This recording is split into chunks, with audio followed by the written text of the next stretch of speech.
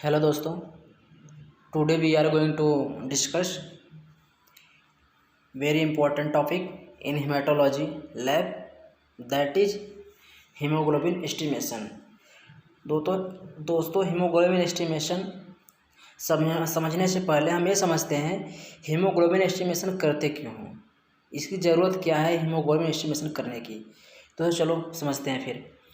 दोस्तों haemoglobin estimation हम इसलिए डिटरमाइन करते हैं कि पता लगता है हमसे, इससे आइडेंटिफाई होता है हमसे कि हमारे सीवियर जो एनीमिया है वो किस टाइप की एनीमिया है, हमारा सीवियर एनीमिया है कि मॉडरेट एनीमिया है कि माइल्ड एनीमिया है।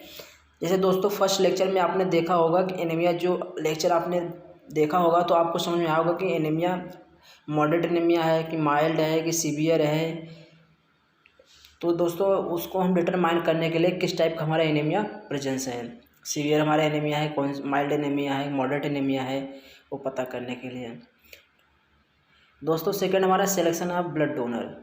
दोस्तों हीमोग्लोबिन से हमें एस्टिमेशन जब करेंगे तो इससे ये पता चलता है एस्टिमेशन करने से कि हमको ब्लड डोनर को सिलेक्ट करने के लिए, ब्लड डोनर जो ब्लड डोनेट करता है ब्लड बैंक में, उसका सिलेक्शन करने के लिए। Screening of red cell indices, screening करने के लिए रेड सेल इंडाइसिस का।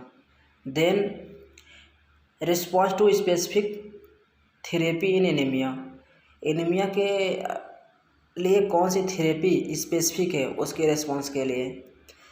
दोस्तों अब हम समझते हैं method of estimation of haemoglobin.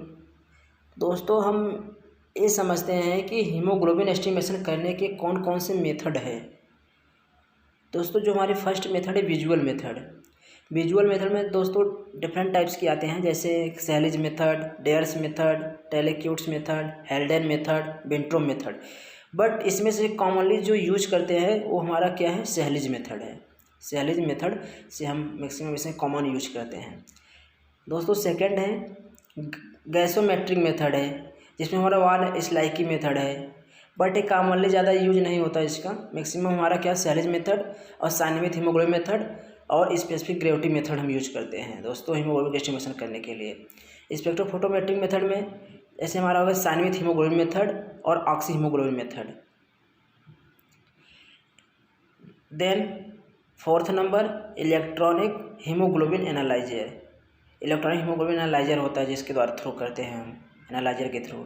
Other method हमारे जो हैं वो हमारा है alkaline haematin method, specific gravity method, जिसमें हम क्या करते हैं, इसमें हम रिएजेंट यूज करते हैं जिसका नाम है कॉपर सल्फेट सॉल्यूशन। दोस्तों इसमें क्या हुई, हमारा मैक्सिमम ब्लड बैंक में ही यूज होता है। स्पेसिफिक ग्रेविटी मेथड जो है हमारा ब्लड बैंक में बहुत ज़्यादा, जैसे लोगों का हमको हीमोग्लोबिन एस्टिमेशन करना है तो वहाँ पे हमारा स्पेसिफिक ग्रेविटी मेथड यूज करते हैं, जिससे हमको सिर्फ ये पता चलता है कि हमारा ब्लड जो हमारा हीमोग्लोबिन का रेंज है वो नॉर्मल है या नॉर्मल नहीं है। दोस्तों इसमें क्या होता है, हम कॉपर सल्फेट का सॉल्यूशन ले लेते हैं, उसमें हम डिप करेंगे, 1 ड्रॉप हम क्या डालते हैं, 1 ड्रॉप डालेंगे हम ब्लड। जब हमारा जो ब्लड के ड्रॉप है अगर नीचे जाके सेडिमेंट में बैठ गया, हमारे नीचे चला गया, तो इसका मतलब क्या है, हीमोग्लोबिन जो है उनका नॉर्मल है। दोस्तों अगर ऊपर ही तली पर अगर फ्लो कर रहा है तो इसका मतलब वो क्या है, हीमोग्लोबिन नॉर्मल रेंज से कम है। ऐसे हम सेलेक्ट करते हैं कि हीमोग्लोबिन नॉर्मल है या हीमोग्लोबिन नॉर्मल नहीं है, नॉर्मल रेंज से कम है या नॉर्मल रेंज है। दोस्तों अब देखते हैं इंट्रोडक्शन हीमोग्लोबिन के। जैसे दोस्तों हीमोग्लोबिन या आरबीसी या तो ब्लड, दोस्तों ये इनका फंक्शन हमारे ब्लड का फंक्शन, ब्लड में बोले तो आरबीसी होता है, डब्ल्यूबीसी होता है, प्लेट्स होता है, प्लाज्मा होता है। दोस्तों इसमें आरबीसी जो हमारा होता है, आरबीसी के अंदर जो होता है सेचुरेटेड होता है हमारा हीमोग्लोबिन।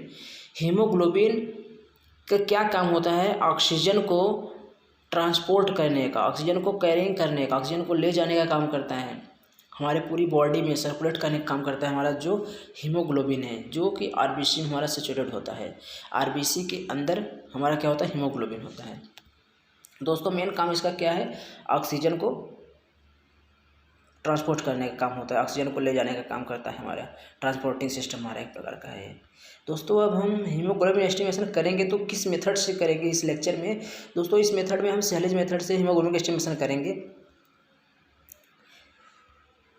दोस्तों अब प्रिंसिपल देखते हैं, सैलिज मेथड जो हमारा एस्टिमेशन हीमोग्लोबिन करेंगे उसका प्रिंसिपल क्या है। दोस्तों सैलिज मेथड जो हमारा है उसे हम बोलते हैं एसिड हेमेटिन मेथड भी बोलते हैं, नेक्स्ट अदर नेम है इसका एसिड हेमेटिन मेथड।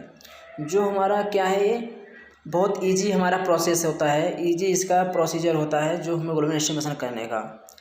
दोस्तों इसमें हम क्या करते हैं, जैसे हमने ब्लड ले लिया, ब्लड लेने के बाद उसमें क्या करते हैं, N/10 HCl में हम ब्लड को ऐड करते हैं जब, उसके बाद उसमें जो हमारे ब्लड में बोले तो आरबीसी, जो आरबीसी हमारा प्रेजेंस है, आरबीसी के अंदर अभी मैंने बताया क्या, उसके अंदर क्या सॉल्यूट होता है, haemoglobin.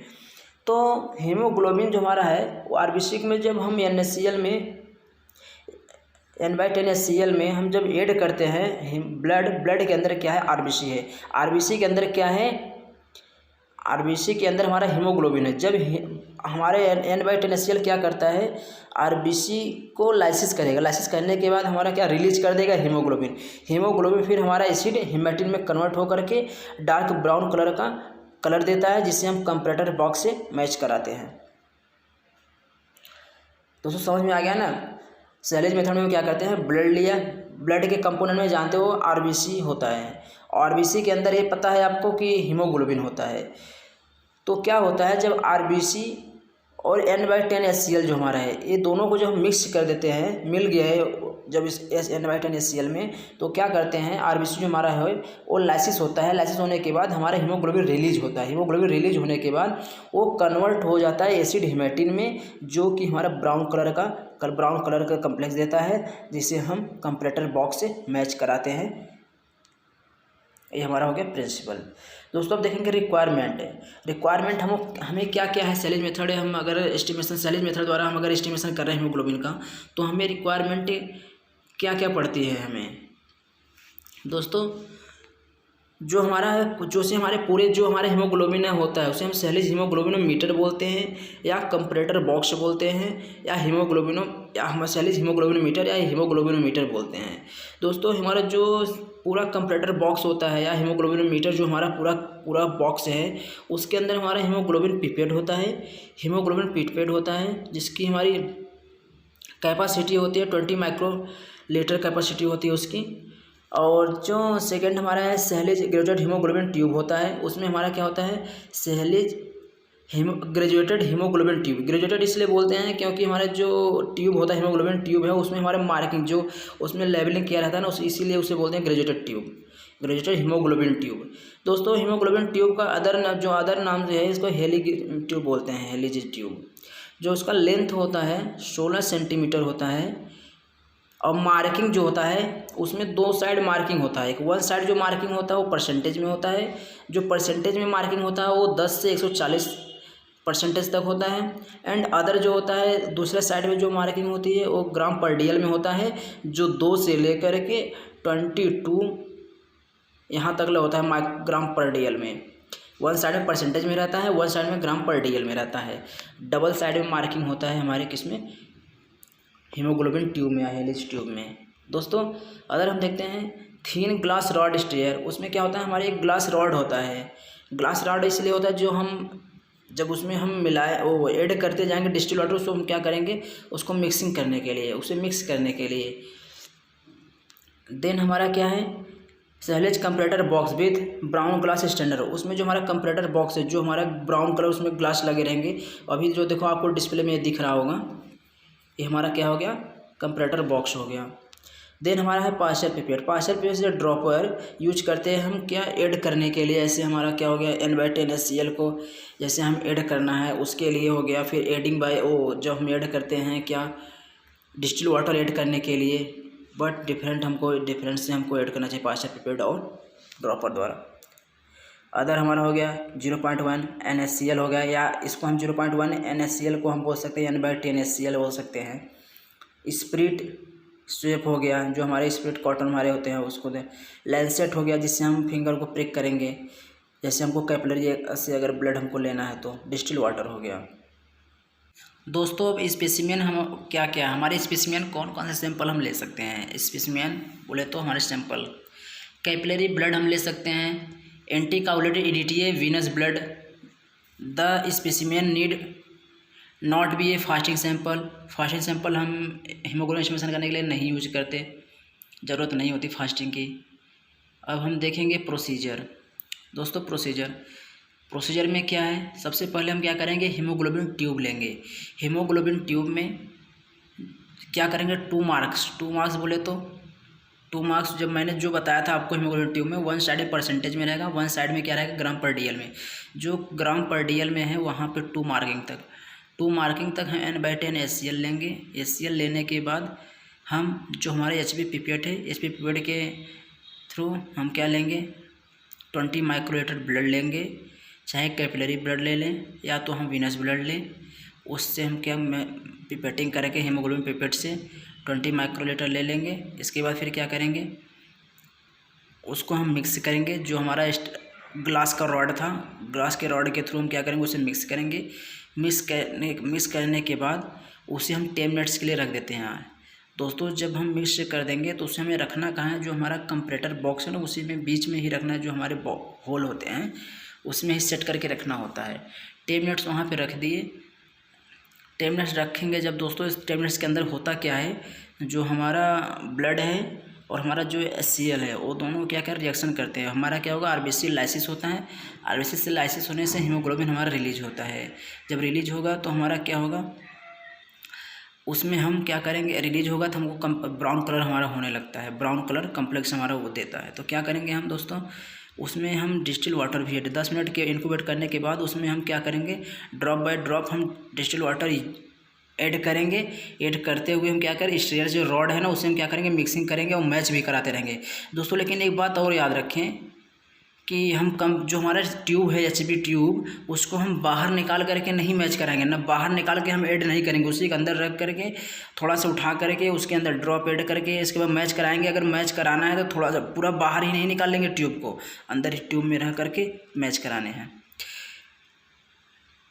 Drop by drop add किया, ब्राउन कलर अगर हमारा कम्प्लेक्स अगर दिख रहा है कंप्रेटर बॉक्स की में से मैच करा लेंगे और उसकी रीडिंग हम ले लेंगे। दोस्तों एक बात और ध्यान रखें, जो हम मैचिंग जब कराने लगेंगे ना तो हमारा जो नेचुरल लाइट है उसके अगेंस्ट में को मैचिंग करानी है। उस हम नेचुरल लाइट में हम उसके देखेंगे कंप्रेटर बॉक्स को जो वैल्यू हमारी है या मैचिंग कराएंगे तो हम किसके बीच में। दोस्तों जो इसकी रीडिंग लेते हैं जब कंप्रेटर बॉक्स से मैच करा लेंगे नेचुरल लाइट में मैच कराने के बाद जो उसका स्केल है उसमें हम मेजर देखेंगे। जो हमारे जिस साइड में ग्राम पर डीएल में हमारी वैल्यू या लेवल हमारा किया गया है हीमोग्लोबिन ट्यूब में, उसमें देखेंगे और इसके बाद मेजर करने के बाद हम उसकी वैल्यू किस में रहते हैं, ग्राम पर डीएल में होता है। दोस्तों अब हम देखेंगे रेफरेंस वैल्यू क्या क्या है, कौन मैन में कितने होते हैं, वुमेन में कितने होते हैं, चिल्ड्रेन में कितने हैं, 1 साल की ईयर्स तक हैं तो कितने होंगे, 12 ईयर्स तक हैं तब कितने होंगे, इन्फेंट में कितने होते हैं। दोस्तों जो मैन होते हैं उसमें 13 से 18 होता है ग्राम पर डीएल में, वुमेन जो होते हैं 12 से 16 होता है। दोस्तों जो हमारे हीमोग्लोबिन एस्टिमेशन है हमारे ग्राम पर डीएल में इसका हमारा है, ग्राम पर डीएल में इसे हम मेजर करते हैं। चिल्ड्रेन में जो होता है 1 ईयर्स के अंदर, अगर 1 ईयर्स तक हमारे हैं जो चिल्ड्रेन, उनको हमें 11 से 13 ग्राम पर डीएल होता है। जो चिल्ड्रेन हमारे हैं 12 ईयर्स के अंदर तक उसको होते हैं 11.5 से लेकर 14.5 ग्राम पर डीएल में होता है। इन्फेंट में जो होता है 13.5 से लेकर 19.5 ग्राम पर डीएल में होता है। दोस्तों अब क्लिनिकल सिग्निफिकेंस देखते हैं, क्लिनिकल सिग्निफिकेंस के क्या क्या है हमको हम हीमोग्लोबिन अगर हीमोग्लोबिन जो हमारा है नॉर्मल रेंज से अगर कम आ रहा है तो इंडिकेट करता है एनीमिया हुआ है, या अदर कंडीशन में जैसे प्रेगनेंसी कंडीशन में भी हमारा क्या हो जाता है, हीमोग्लोबिन लो हो जाता है। अगर दोस्तों हमारा हीमोग्लोबिन जो है इंक्रीज कंसंट्रेशन में अगर हमको ऑब्जर्व हो रहा है या वैल्यू उसकी हम मेजर कर रहे हैं, अगर हमारा जो उसकी हीमोग्लोबिन का कंसंट्रेशन जो है हाई है, उसमें क्या हो सकता है, किस कंडीशन में हो सकता है, लॉस ऑफ बॉडी फ्लूइड हमारा लॉस हुआ उसकी कंडीशन में, या तो डायरिया कंडीशन में हो सकता है या वोमिटिंग की कंडीशन में। जब ज़्यादा बॉडी फ्लूइड हमारे जो है एक्सेस आउट होते हैं ना तो लॉस होते हैं, तो उसमें हमारा क्या हीमोग्लोबिन कंसंट्रेशन क्या होता है, इंक्रीज हो जाता है। दोस्तों हाई वैल्यू और ऑब्जर्व होगा हमारा कॉन्जेनिटल हार्ट डिजीज में भी होगा, ये पॉलीसाइथेमियम होगा जो हमारा कैंसर होता है, एम्फाइसीमियम होगा। एडवांटेज हमारे दोस्तों क्या है, इजी टू परफॉर्म, इसको हम इजी टू परफॉर्म कर सकते हैं, और हमारा क्या है इसमें इजी से हम परफॉर्म कर सकते हैं। ये हमारा ज़्यादा कॉस्टली भी नहीं होता, और ये बेड साइड हमारा प्रोसीजर है। जैसे हमको कहीं भी एक वन स्थान से कहीं स्थान दूसरे स्थान पर लेके जा करके वहाँ हीमोग्लोबिन एस्टिमेशन करना है तो वहाँ भी हो सकता है, या पेशेंट के बेड पर ले जा करके वहाँ भी हम हीमोग्लोबिन एस्टिमेशन कर सकते हैं। ये हमारे एडवांटेज है दोस्तों। डिसएडवांटेज क्या है, ये हमारा इसमें विजुअल एरर भी आ सकते हैं दोस्तों। जैसे कि हमने आज देखा तो हमको कुछ पॉइंट इतना आया, आपने देखा कंप्यूटर बॉक्स में मैच करा के तो आपको ऐसा लिखा। इसमें दोस्तों एरर जो होता है 1 ग्राम पर DL में हमारा क्या होता है, इसमें हमारे कम ही आते हैं। इसमें 1 ग्राम पर DL हमारे जो होता है ना, 1 ग्राम पर DL जो हमारे इतना मेजर नहीं कर पाता, हम जब सैलज मेथड से करते हैं एक्यूरेट नहीं कर पाता है, इसमें विजुअल एरर आता है। इसके बाद क्या है, इसमें जो डिसएडवांटेज ये भी है, इसमें जो अदर टाइप्स के हमारे हीमोग्लोबिन होते हैं उसको एस्टिमेशन ये नहीं कर पाता। जैसे हमारा कार्बोक्सी हीमोग्लोबिन है, इसको एसिड हिमेटिन में कन्वर्ट नहीं कर पाता जो अदर टाइप के हमारे क्या है हीमोग्लोबिन हैं। जैसे हमारा कार्बोक्सी हीमोग्लोबिन हो गया, सल्फ हीमोग्लोबिन हो गया, can not be convert into acid haematin, इनको क्या होता है एसिड हिमेटिन में कन्वर्ट नहीं कर पाता। दोस्तों आई होप, मेरा आशा है कि आप लोगों को समझ में आया होगा। अगर आप लोगों को जो कुछ भी न समझा होगा आप कमेंट में हमसे पूछें, आपकी पूरी सहायता की जाएगी दोस्तों। और चैनल को हमारे क्या सब्सक्राइब शेयर कर देना।